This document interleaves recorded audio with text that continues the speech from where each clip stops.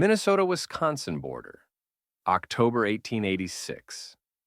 While her neighbors packed sawdust and straw between their cabin walls before winter, Norwegian widow Eleanor McKinnon was still stitching fabric in late autumn. Her neighbors called it domestic madness. They called her foolish. McKinnon layered wool, cotton, and silk scraps in precise 1/8-inch thick panels, a technique that seemed to waste precious fabric and defy frontier common sense. She used 40% more textiles than necessary, creating air pockets between each layer that experienced settlers considered wasted space. William Harrington, the settlement's most knowledgeable builder, shook his head watching McKinnon work. Insulation goes between the walls proper, not in fancy quilts like some parlor decoration. Martha Olsen, the region's expert on frontier domestic economy, dismissed it as old country superstition, unsuited to Minnesota winters. Then, January 12th, 1887, arrived. Temperatures plunged to 41 below zero and stayed there for 27 straight days. The killing cold that would claim 235 lives across 5 counties. Standard insulation methods failed catastrophically. Families burned furniture to stay alive. Harrington's family endured bitter cold, using 4 cords of wood in a single week. But McKinnon's strange layered quilt insulation, it kept her cabin at 54 degrees while burning just 1/3 the wood her neighbors consumed. Her textile layers trapped warm air in the entire cabin evenly, wall surfaces staying warm to the touch 14 hours after the fire died down. What did this Norwegian widow understand about heat conservation and textile layering that frontier experts had completely missed? Eleanor McKinnon knelt before her workbench, measuring strings stretched precisely across a 4-foot square wooden frame. The hemp cord marked exact 2-inch intervals, where most women would never think to place stitching. Behind her, the sound of Martha Olsen's sewing machine stopped mid-stitch. Olsen had been piecing a traditional quilt for her own family, but curiosity pulled her toward McKinnon's peculiar textile frame. "Eleanor, that's the oddest thing I've ever seen a needle used for," Olsen called out, adjusting her spectacles despite the strong afternoon light. "Quilts go on beds or walls proper, not stuffed between timbers like some half-finished packing material." Olsen had spent 15 years teaching frontier women across Minnesota and Wisconsin, and she'd never seen a woman measure textile layering with the precision of an engineer. McKinnon didn't look up from her measurements. Her weathered hands, calloused by 12 years of frontier survival since her husband's death, adjusted the cord until it created a perfect grid of 2-inch squares. "In Trondheim, we built for warmth, not for beauty," she replied in her subtle Norwegian accent. "Dead air holds heat long after fire dies. Layered cloth traps that air better than any sawdust." Olsen shook her head and returned to her conventional quilting. Across the settlement clearing, Sarah Jennings looked up from her own preparation work. The English immigrant had heard the exchange and found herself wondering if McKinnon's method resembled something her grandmother had mentioned about Yorkshire textile insulation techniques. But Jennings kept her thoughts to herself. Frontier wisdom meant following proven American methods, not experimenting with foreign ideas that might cost a family their lives come winter. By late October, McKinnon's technique had drawn the attention of William Harrington, the settlement's established builder, who'd constructed cabins across 2 territories since 1872. Harrington arrived at McKinnon's worksite carrying his level and measuring string, tools that had earned him respect as the authority on proper frontier construction. What he saw made him frown with professional disapproval. The widow had created insulation panels using 7 distinct layers of material: cotton, wool, silk scraps, linen, canvas, and even shredded newspaper, separated by precise stitching that created hundreds of tiny air pockets. The panels would be installed inside the existing walls, creating an insulating barrier that seemed to consume the cabin's interior space. Most troubling was the sheer volume of useful textiles McKinnon intended to waste. Over 240 square feet of fabric and materials that would cost the widow nearly 45% more than standard sawdust insulation. Woman's wasting good cloth that could make 3 winter wardrobes, Harrington told Olsen and Jennings that evening at the settlement's communal meal. Norwegian nonsense won't keep anyone warm when real winter arrives. I've built 41 cabins in this territory, and everyone uses sawdust or straw like God intended. McKinnon continued her work undeterred by the community's skepticism. Each morning, she and her 3 children, James, 14, Kirsten, 11, and little Magnus, 7, sorted through the family's textile collection, choosing pieces with specific properties that most settlers would never consider relevant. The Norwegian tradition demanded particular material combinations, density, weave structure, and air trapping capabilities that James was learning to identify by touch and weight alone. While neighbors packed their wall cavities with sawdust in 2 days using standard methods, McKinnon spent 3 weeks carefully constructing her insulation panels with the precision of a master engineer.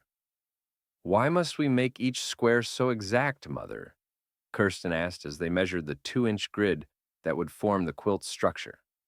The girl had been born in Minnesota, but raised on Norwegian textile knowledge, making her fluent in both American frontier practicality and Scandinavian thermal engineering. McKinnon pointed to the 7 distinct layers she had assembled. "See how the materials sit together. When warm air rises, it gets trapped in these pockets between layers. Standard insulation lets heat escape through single material. Our method stores warmth in hundreds of tiny spaces, then gives it back slowly through the night." She demonstrated with her hands, showing how heat would be captured in the quilted grid pattern, while simultaneously being blocked from escaping through the walls. The physics were identical to those her grandmother had perfected through 3 centuries of Norwegian winters, where fabric had been more plentiful than fuel. As November approached, the settlement's established homemakers grew more vocal in their criticism. Olsen calculated that McKinnon's excessive textile work had cost her 4 weeks of preparation time that could have been spent smoking meat or preserving vegetables for winter. Jennings wondered aloud whether the layered design might create dangerous moisture problems that could rot the cabin walls.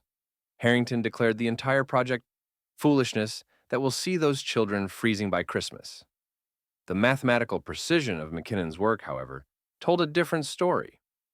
Her insulation panels measured exactly 4 feet by 4 feet, with 7 distinct material layers, creating an insulating value equivalent to 12 inches of packed sawdust, while requiring only 2 inches of wall space.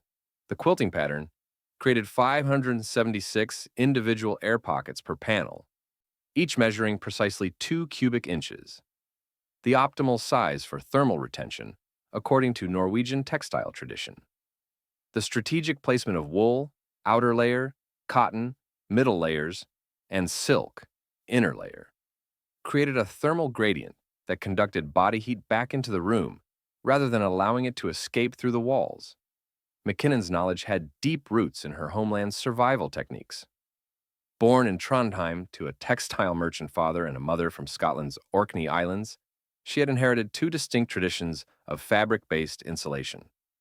The Norwegian approach emphasized precise layering for maximum air trapping, while the Scottish island technique focused on strategic material placement to create thermal barriers. Her husband, before his death from pneumonia 6 years earlier, had been skeptical of these old country ways until their first Minnesota winter, when their cabin stayed 18 degrees warmer than their closest neighbor's identical structure. On November 12, 1886, McKinnon completed her insulation installation while her neighbors finished their standard sawdust packing. The first heavy snow began falling that evening, thick flakes that promised the testing season ahead. William Harrington stopped by McKinnon's cabin to examine the completed work, running his hands along the interior walls that now featured fabric panels, carefully stitched to wooden frames and mounted with an inch of airspace between panel and exterior wall. "Let's see how Eleanor's fabric madness works when real cold hits," Harrington told Martha Olsen as they walked back to their own cabins. Neither could imagine that within 2 months, McKinnon's strange design would become the difference between life and death for half the families in Pine Creek settlement. Old Jonathan Pettit, who'd survived the brutal winter of 1862 that killed 17 people in a single week, stopped by McKinnon's cabin in late November to examine the Norwegian design. Pettit had witnessed how standard insulation methods failed during extended periods of extreme cold, and he recognized warning signs in the current weather patterns that suggested a similar test might be approaching. Wind's got that knife-edge feel, Pettit told McKinnon while studying her quilted panels. Same kind of stillness, same color to the sky we had before the deadly freeze of 62. If we get another winter like that one, your textile wizardry might be the only thing keeping those children of yours alive. December brought the first serious test of Pine Creek's insulation systems, and the results began separating theory from performance in ways that surprised even the most confident builders. William Harrington's sawdust-packed walls, constructed according to 15 years of frontier experience, required constant feeding of the fireplace to maintain interior temperatures above 40 degrees during the coldest nights.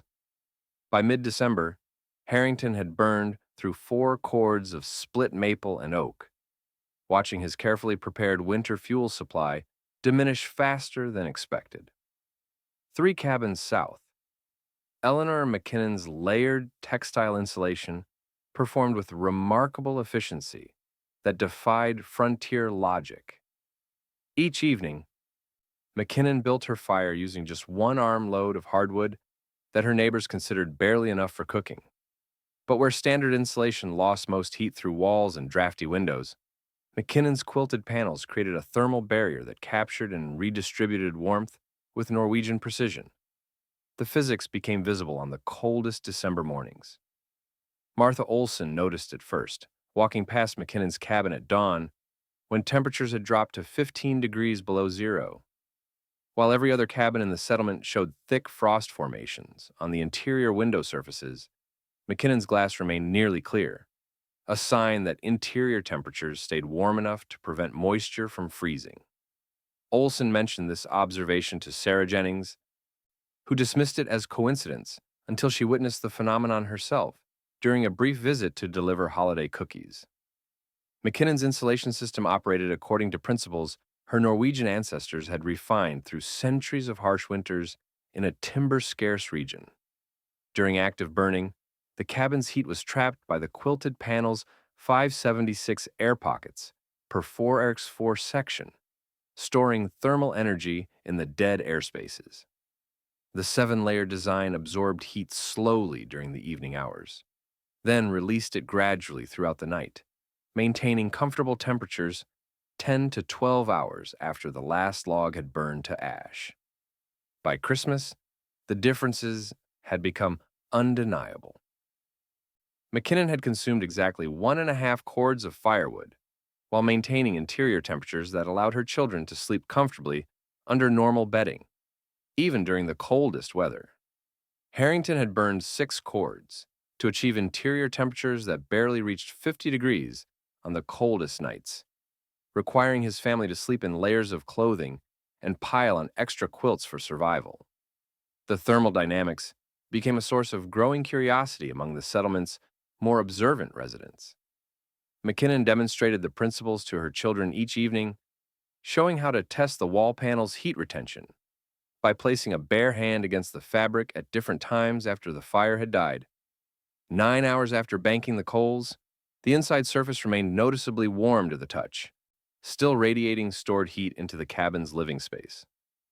Standard insulation methods constructed with packed sawdust lost their minimal heat retention within 2 hours of the fire dying, forcing families to maintain active burning throughout the night or accept interior temperatures that dropped dramatically.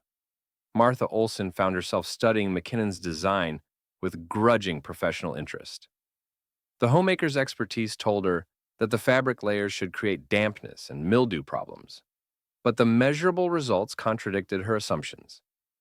During a visit to deliver a holiday pie, Olsen observed McKinnon's system in operation, noting how the layered fabrics remained completely dry, despite the temperature differences between interior and exterior walls.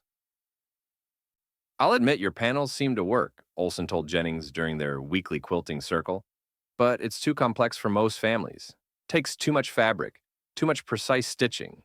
Most settlers don't have enough textiles to spare. James McKinnon, now acting as man of the house at 14, documented interior temperatures using his father's old carpenter's thermometer, recording consistent readings between 58 and 64 degrees, while neighbors reported interior temperatures ranging from 40 to 48 degrees during the coldest periods. Meteorological signs visible to experienced settlers grew increasingly troubling as December ended. Old-timers noted unusual stillness in the air, peculiar cloud formations on the northern horizon, and wildlife behaviors that historically preceded catastrophic cold. Jonathan Pettit, watching chickadees feeding frantically at unprecedented rates, shook his head grimly. "Mark my words," he told McKinnon after church on the last Sunday of 1886. "Something wicked's coming from the north. Worse than anything we've seen in 20 years. The kind of cold that tests not just comfort, but survival itself." January 12, 1887, arrived with a silence that experienced frontiersmen recognized as dangerous. The morning temperature read 45 degrees and below zero on Harrington's mercury thermometer, and by noon, it had dropped another 3 degrees despite weak sunshine. Jonathan Pettit's weather predictions proved devastatingly accurate as an Arctic air mass descended over the Minnesota-Wisconsin border with the immobility of a mountain, trapping the Pine Creek region in a cold that would not break for 27 consecutive days. By the third day, Harrington's insulation system began failing in ways that threatened his family's survival. His sawdust-packed walls, designed according to standard frontier practices, provided minimal protection as interior temperatures plummeted to 28 degrees despite constant burning. Harrington found himself consuming 1 full cord of split maple every 5 days, depleting his winter fuel supply at a rate that would leave his family without heat by early February. The sawdust insulation lost what little insulating value it had as moisture from cooking and breathing froze within the walls, transforming the material into useless, cold-conducting ice crystals. Sarah Jennings faced similar failures, as her hybrid straw newspaper insulation proved inadequate for sustained extreme conditions. The straw had settled within the walls, creating gaps that allowed frigid air to pour directly into the cabin's living spaces. Jennings's pregnant daughter, Abigail, developed chilblains on her fingers, despite staying within 4 feet of their actively burning fireplace. The cabin's interior temperature averaged 30 degrees during the coldest nights, requiring the family to sleep in coats and boots under every available blanket. Martha Olsen's expertise in frontier homemaking suffered the most dramatic failure when her carefully packed lime sawdust mixture, touted as the most advanced insulation method, froze solid and pulled away from the timber framing, creating quarter-inch gaps that whistled with incoming Arctic air. Olsen spent 3 days in sub-zero conditions, attempting emergency repairs, using cloth strips soaked in tallow, but the extreme cold prevented proper adhesion. Her elderly mother's health deteriorated rapidly as temperatures inside their cabin struggled to reach 25 degrees, even with continuous burning. McKinnon's Norwegian textile insulation operated with mechanical precision throughout the crisis, maintaining interior temperatures that never dropped below 52 degrees, even during the coldest nights when exterior temperatures reached 44 degrees. The quilted panels continued trapping warm air in their 576 pockets per panel, storing thermal energy that sustained comfortable living conditions 14 hours after each evening's fire died to coals. McKinnon's family worked, cooked, and slept in normal winter clothing, while their neighbors struggled against frostbite in their own cabins. The thermal efficiency became mathematically undeniable during the crisis period. McKinnon consumed just over 2 cords of firewood during the entire 27-day period, achieving heating efficiency that her neighbors couldn't match, even when burning 3 times that amount. The quilted panels remained warm to the touch throughout the cabin, creating even heat distribution that eliminated the dangerous cold zones plaguing standard insulation designs. Where Harrington's family huddled within 6 feet of their fireplace to avoid freezing, McKinnon's children played comfortably in every corner of their cabin. The physics of McKinnon's success lay in principles her Norwegian ancestors had perfected during centuries of textile utilization and fuel scarcity. The layered design created convection currents that circulated heated air throughout the cabin's interior, while the massive heat trapping system captured and retained warmth equivalent to 14 hours of active burning. Standard insulation lost 70% of heat through walls and ceilings, but McKinnon's panels captured thermal energy in thousands of tiny air pockets that released warmth gradually throughout extended periods without active fire.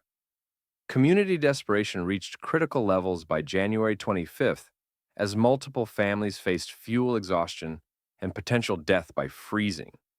Harrington calculated that his remaining firewood would last no more than 5 days at current consumption rates, forcing him to consider burning furniture and structural timber to maintain minimal heating. Jennings worried that her daughter's advancing pregnancy would face delivery in conditions that might kill both mother and child. 2 elderly residents died of hypothermia, despite desperate efforts to maintain adequate temperatures in their cabins. On January 29th, William Harrington appeared at McKinnon's door, frost coating his beard in thick white crystals.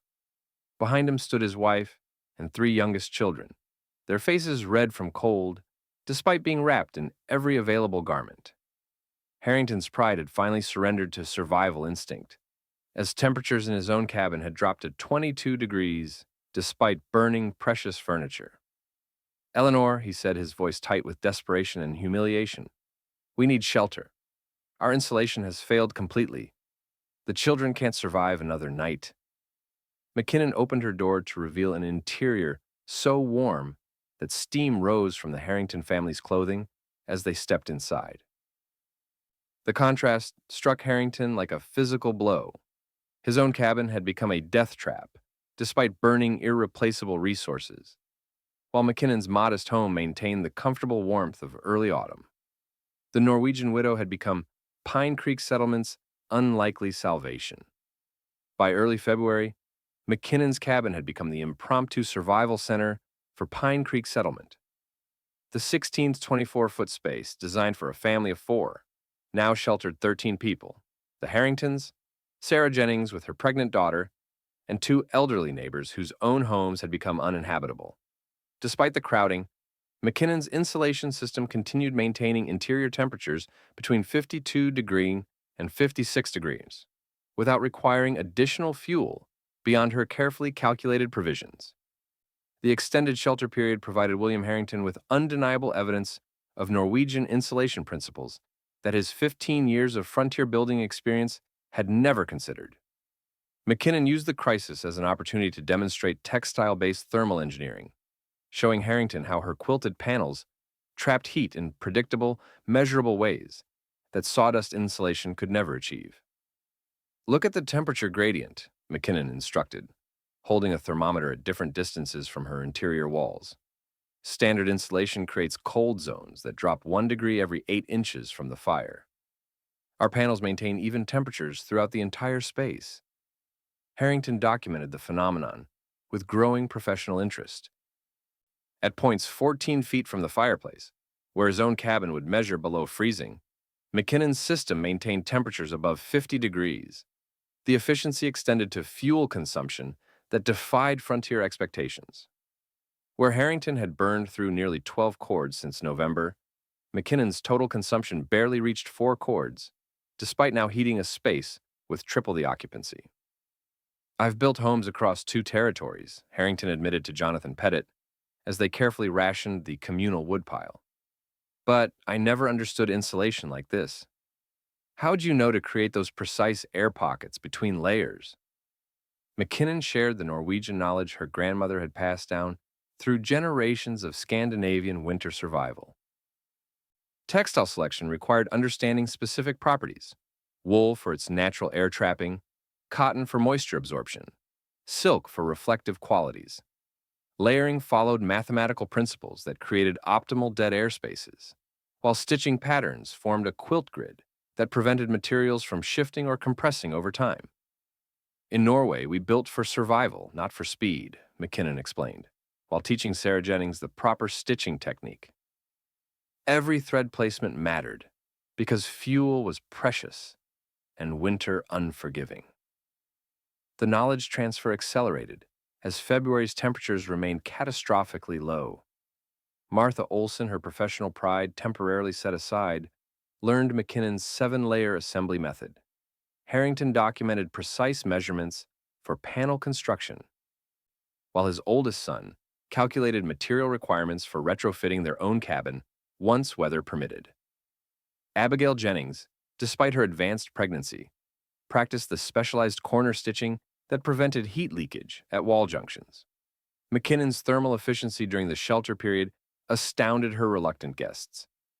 With 13 people generating body heat and moisture, many insulation systems would have developed dampness problems and diminished effectiveness.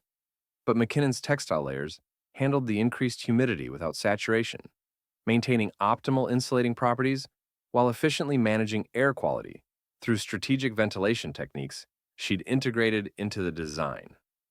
On February 10th, Abigail Jennings gave birth to a healthy son, delivered in the warm safety of McKinnon's cabin, while her own home remained a frozen shell. The infant's survival represented more than personal joy.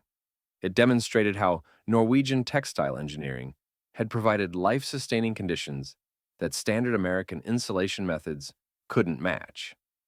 As March brought the first signs of thawing, William Harrington faced the humbling reality that his decades of frontier building experience had been fundamentally flawed.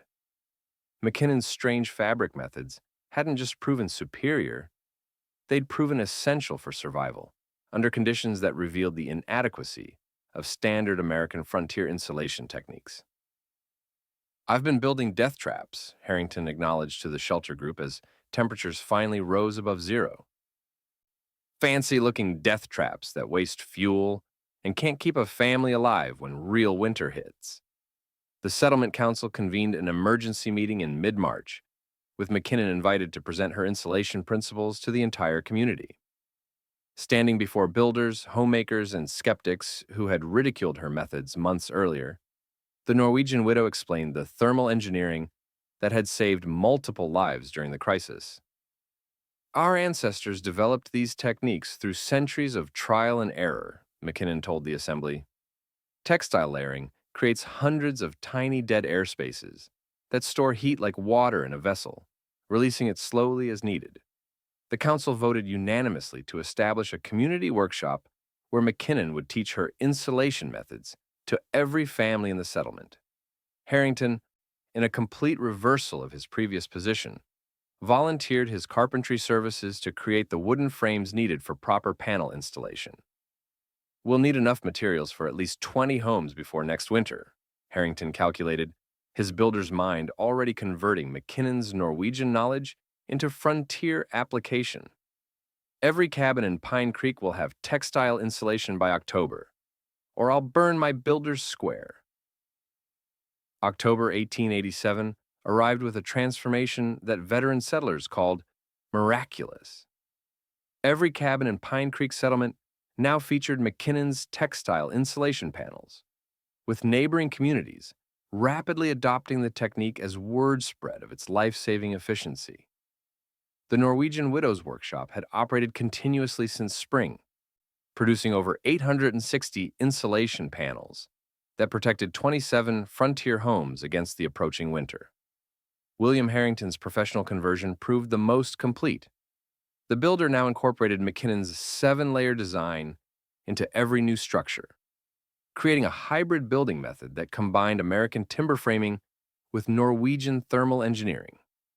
Harrington's detailed documentation showed that homes built with textile insulation maintained interior temperatures 22 to 26 degrees warmer than traditional construction, while consuming 68% less firewood. "I built cabins for 15 years, thinking I knew everything worth knowing," Harrington told a gathering of regional builders in September 1887. "Then a widow showed me that everything I knew about keeping families warm was wrong." McKinnon's method isn't just better. It's the difference between life and death when real cold arrives. The knowledge spread through frontier women's networks with remarkable efficiency. Martha Olsen, once McKinnon's most vocal critic, now traveled throughout Minnesota teaching textile installation techniques at church gatherings and homemaking circles. Her demonstrations emphasized both the thermal principles and the economic advantages, showing how even fabric scraps could be incorporated into effective insulation panels. A family that would have needed 12 cords of wood now burns just 4, Olsen explained to skeptical homemakers. That's 8 cords of timber you don't have to cut, split, stack, and haul. 8 cords your husband and sons can use for building or selling instead. The economic impact rippled through regional settlements by winter 1887-1888. Timber previously dedicated to heating became available for construction, trade, and sale, while families redirected hundreds of labor hours from firewood production to farm improvements and community development. The Minnesota Territorial Census of 1888 recorded a 14% increase in new construction and a 23% decrease in winter mortality compared to previous 5-year averages. McKinnon's documentation practices, learned through Norwegian tradition, preserved construction details that would prove invaluable to future generations. Her precisely illustrated guide to textile insulation, including material selection, layer arrangement, and installation techniques, spread throughout the frontier through hand-copied manuscripts and published articles in The Homesteader's Companion and Frontier Household Monthly. Most remarkably, winter mortality statistics demonstrated the life-saving impact of McKinnon's knowledge. The winter of 1887-1888 brought temperatures nearly as severe as the previous year's historic cold. Yet communities that had adopted textile insulation reported 0 cold-related deaths, compared to 235 fatalities the previous season. The Minnesota Territorial Health Office calculated that McKinnon's insulation method, had it been widely adopted 1 year earlier, could have prevented 86% of those deaths. Sarah Jennings's daughter Abigail, whose son had been born during the crisis in McKinnon's cabin, established the first commercial production of prefabricated insulation panels in 1890. Her business, initially operated from her kitchen with 4 local women, expanded to employ 37 workers by 1895, shipping McKinnon method thermal panels to settlements across 5 territories and establishing Norwegian textile insulation as the frontier standard. Contemporary building science research, conducted by the University of Minnesota School of Architecture in 1976, confirmed McKinnon's empirical results through modern testing methods.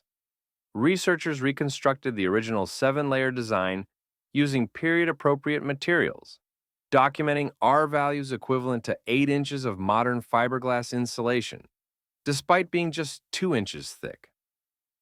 Thermal imaging demonstrated the quilted panel's remarkable efficiency in preventing heat transfer, while creating even temperature distribution throughout interior spaces. The Minnesota Historical Society maintains McKinnon's original cabin as a registered historic landmark, where visitors can examine the Norwegian widow's textile panels still installed in their original configuration.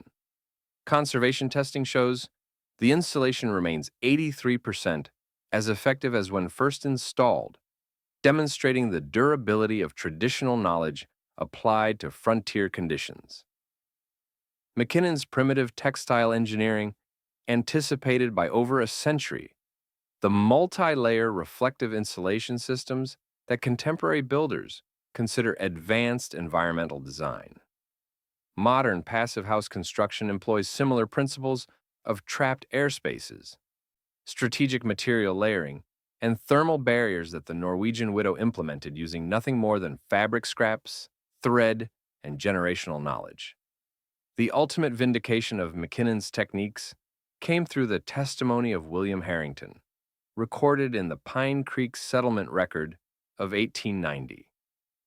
When I think of how close my family came to freezing while ridiculing Eleanor's crazy quilts, I'm humbled beyond words. What we called woman's foolishness was actually precise engineering that saved this entire community. Her textile panels didn't just challenge frontier building assumptions. They proved that dismissing traditional women's knowledge as primitive superstition revealed not their ignorance, but our own.